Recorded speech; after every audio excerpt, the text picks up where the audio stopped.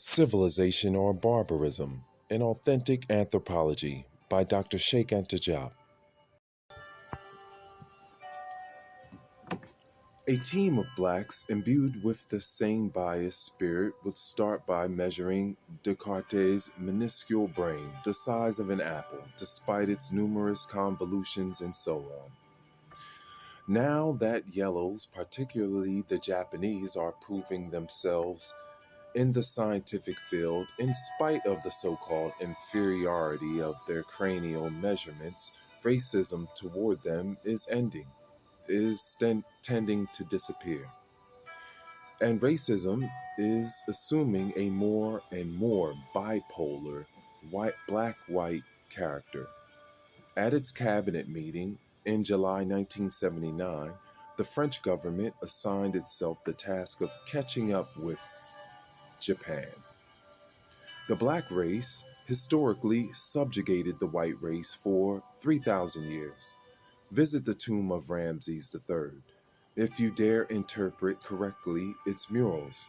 Today, blacks are on the eve of a new start after having had their turn at being sold by the pound in the West. Good luck to the racists if they think they are the most intelligent. Then what are they worrying about?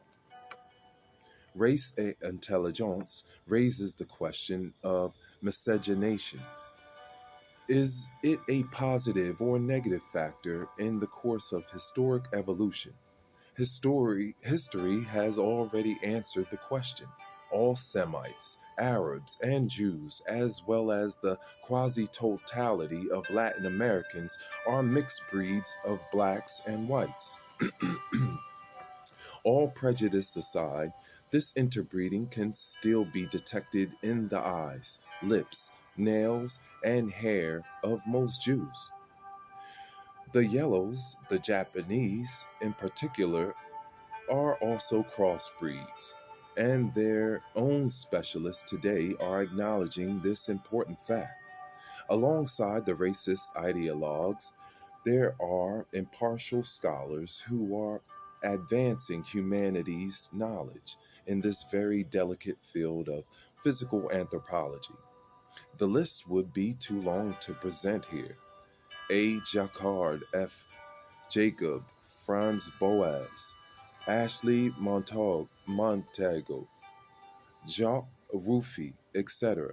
Jacquard notes that determining intelligence with IQ is as ridiculous as confusing rectal temperatures with health. And he adds, the real problem is to understand why some pose this question. Their true aim is to justify social inequalities by means of alleged natural inequalities. Ethnicity of Ramses II. We have just stated that the Egyptians were blacks of the same species of all natives of tropical Africa. See Figure 17. This is particularly true of Ramses II. His father Seti I and Thutmose III. The mummies of these three pharaohs are well preserved at the Cairo Museum. I had occasion during the preparation of the Cairo Colloquium on the ethnicity of the ancient Egyptians, sponsored by UNESCO, to request 1 square millimeter of the skin of each of them in order to measure the percentage of melanin and thus determine their pigmentation. This is absolutely feasible. Alas, the authorization to collect these samples was never given, so that my analyses in this area are based on the Egyptian mummies at the Paris Musée de l'Homme in Paris.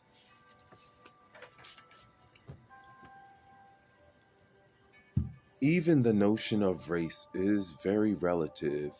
Molecular biology has isolated racial markers, which are factors almost exclusively localized in each racial group. The Diego factor among yellows, the Kell factor among whites, the Sutter and GM6 factors among blacks. Therefore, science is isolating the Sutter and the GM6 factors and analyzing the percentage of melanin, can determine precisely the race of Ramses II through the most objective of methods. Dust sucked out of the mummy's stomach for analysis during its stay in Paris contained more organic debris and blood clots than required for such a study. But it seems to have been decided on principle not to carry out the only analysis that could have given us valid information about the race of the mummy, presumably out of concern for safeguarding its bodily integrity. So let nobody tell us that Ramses II was white and reddish blonde, for he was in fact the ruler of people who systematically massacred reddish blondes as soon as they met them, even on the street.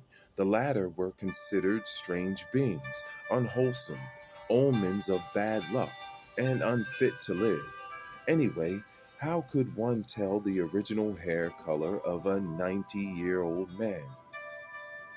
The 50 respected Parisian laboratories that studied this mummy have informed us that it had nicotine in its bowels, but that out of respect, they had used only the structure of one hair to determine its ethnicity. This structure should have been compared to the hair of the present day jet black Nubian of Upper Egypt before reaching a conclusion. The above shows that the determination of the ethnicity of Ramses II made in Paris is no scientific value. It is certainly not conclusive. Even today, after radiation has turned the mummy yellow, before the experiment it was black, as I was able to verify.